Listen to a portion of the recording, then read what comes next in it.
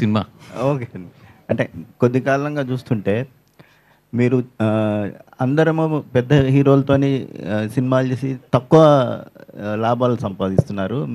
మీరు మాత్రం చిన్న హీరోలతోని చిన్న హీరోలతోని తర్వాత సినిమాలు తీసి పెద్ద విజయాలు సాధిస్తున్నారు. ఏంటండి ఆ సీక్రెట్? సారీ, నేను నాకు కథకు నేను లేదు, సింపుల్గా అడగండి ఒకసారి.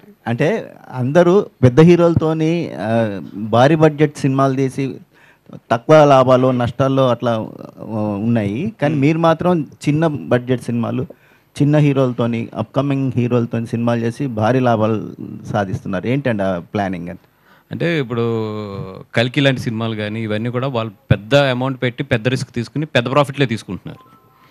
బట్ మేము అనుకున్నది ఏంటంటే ఆఫ్టర్ కరోనా ఎప్పుడైతే వచ్చిందో, అంటే అలా వైకుంఠపురం అయింది కరెక్ట్గా అప్పుడే మాకు అయిన తర్వాత ఎప్పుడైతే కరోనా వచ్చిందో అరవింద్ గారు చేసిన సజెషన్ ఏంటంటే ఈ 3-4 years is a testing period. ఎటు వెళ్తుంది ఇండస్ట్రీ, ఎలా వెళ్తుంది ఏంటి అనేది.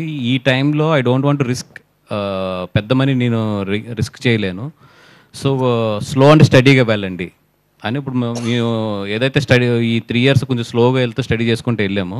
ఇప్పుడు Thandel is a big budget, నాకు నియర్లీ 75+ అవుతుంది అది. సో జనాలకి ఏం నచ్చుతుంది, జనాలకి ఏం ప్రజెంట్ చేస్తే థియేటర్కి వస్తుంది, జనాలకి ఏం ప్రజెంట్ చేస్తే టికెట్లు తెగుతున్నాయో ఒక చిన్న అండర్స్టాండింగ్ అయితే ఇప్పుడు వచ్చింది. So now we're starting again. అంటే ఆయిల్లో మన నితిన్ తీసుకోవడానికి ఏంటంటే ఆ కాన్ఫిడెన్స్? అంటే ఆ కథకు తగ్గ హీరోనా, లేకపోతే సబ్జెక్ట్ డిమాండ్ చేయడం వల్ల ఎవరైనా పర్లేదు అనుకున్నారు? అంటే నేను మ్యాడ్ బిఫోర్ రిలీజ్ విన్నానండి, సినిమా చాలా బాగుంటుంది 100% అని. సో డెఫినెట్గా ఏంటంటే ఎప్పుడు కూడా ఒక సినిమా సక్సెస్ అయితే దాని తర్వాత దాంట్లో ఉన్న క్యాస్టింగ్కి అన్నిటికీ కూడా ఒక చిన్న ఇది వస్తుంది. అట్ ద సేమ్ టైం దీనికి ఒక ఫ్రెష్ అయితే బాగుంటుంది, టైమింగ్ కానీ ఇవన్నీ కూడా అంటే జనాలు ఎక్స్పెక్ట్ చేయని ఒక టైమింగ్ ఏదన్నా ఉంటే బాగుంటుంది అనుకుని, అందుకనే ఇప్పుడు అంకిత్ని కానీ కసిరెడ్డి టైమింగ్ కూడా ఈ సినిమాలో తన అంత ముందు టైమింగ్స్కి అన్నా కూడా చాలా డిఫరెంట్గా ఉంటుంది. డెఫినెట్గా అంకిత్కి అయితే ఈ సినిమా తర్వాత తన లైఫ్లో గుర్తుండిపోయే సినిమా మాత్రం అంకిత్కి ఇది ఒకటి అవుతుంది. ఇంకా నితిన్ గారి కంటే ఆయన కెరియర్లో డెఫినెట్గా ఇది ఒక మంచి స్టెప్ అయితే మాత్రం అవుతుంది ఆయనకి. అయితే మీరు ఈ మీటింగ్కి ఒక ఎమ్మెల్యే వస్తారని మేము అనుకున్నాము, కానీ మీకు టికెట్ కూడా వచ్చింది, పోటీ చేస్తున్నారన్నారు, కానీ లాస్ట్ మినిట్లో మిస్ అయిపోయింది. ఏంటండి? కానీ అరవింద్ గారిని అడగండి, ఇందాక ఆయన ఉన్నాడు కదా, ఆయన మిస్ అయ్యారు. ఆయన చాలా క్లారిటీగా చెప్పాడు. 2029 వరకు కంపెనీ మొత్తం ట్రైన్ చేసి మొత్తం ఎస్టాబ్లిష్ చేసిన తర్వాత నువ్వు స్టెప్ తీసుకో, నేనేమన్నా నేనే అప్పుడు కాలితే ఎలక్షన్ మొత్తం ఖర్చు కూడా నేనే ఇస్తాను, కానీ ఈ లోపల వెళ్తే కాలేరు కొడతాను అన్నాడు ఆయన. సో అది అలా అని కూడా కాదు, కానీ అది నాకు కూడా న్యాయం అనిపించలేదు. ఎందుకంటే ఇప్పుడు విద్యాక కానీ వీళ్ళందరూ వచ్చారు, దే నీడ్ 1-2 ఇయర్స్ టైం ఉంటుంది వాళ్ళకు ఇంకా ట్రైన్ అంటే ఐ మీన్ ఎస్టాబ్లిష్ అవ్వాలి.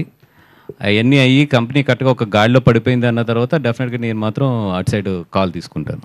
పవన్ కళ్యాణ్ గారిని అడిగారండి టికెట్ ఇవ్వమని, లేకపోతే ఆయన ఏమైనా ఆఫర్ చేశారా? అంటే 2019లోనే ఆయన ఒకటే చెప్పారు నాకు, పాలకొల నుంచి నువ్వు వెయ్యి అన్నారు ఆయన 2019లోనే. అంటే సార్ నేను ఇంకా చిన్నపిల్లని కదా ఏదంటే, నువ్వు అలా ఆలోచించుకు ఓడిపోయినా పర్వాలేదు, బట్ నువ్వు ఒక క్యాండిడేట్ అవుతావు, భయపడకు, ఫస్ట్ స్టెప్ అయ్యి ఏదైతే అవుతుంది ముందు ధైర్యంగా అవుతే ఎదరికెళ్ళు అన్నారు. కానీ నాకు ఆ రోజు నిజంగా ధైర్యం సరిపోలేదు. అలాగే ఈ ఎలక్షన్ బిఫోర్ ఆయన నాతో మాట్లాడినప్పుడు కూడా ఏంటి ఇంకా టైం తీసుకుంటావా అన్నారు, ఒక్క మాట అంతే. అంటే నేను అరవింద్ గారితో మాట్లాడాలి సార్ అంటే ఆయనకు అర్థమైపోయింది. అర్థమైపోయి సరే నువ్వు ఇండివిజువల్ డెసిషన్ తీసుకునే రోజు నా దగ్గరికి రా అన్నాడు ఆయన, అంతే. ఓకే నితిన్ గారు.